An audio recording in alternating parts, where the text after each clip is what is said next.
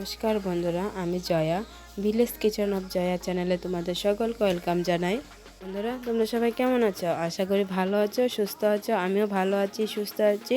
চলে এলাম আজকে একটা নতুন রেসিপি নিয়ে। বন্ধুরা, এটা আমি চান্দা মাছের পকোড়া বানিয়েছি আজকে। তোমাদের সাথে আমার রেসিপিটা শেয়ার করি। বন্ধুরা, দারুণ লাগে খেতে, তোমরা অবশ্যই বাসায় ট্রাই করো। বন্ধুরা, আমি এখানে চান্দা মাছগুলিকে বেছে ধুয়ে পরিষ্কার করে নিয়েছি। আমি এখানে চান্দা মাছ, পেঁয়াজ কুচি, লবণ, হলুদ, শুকনো লঙ্কা বাটা, জিরে বাটা, কর্নফ্লাওয়ার, চালের গুঁড়া, বেসন দিয়ে মেখে নিয়েছি।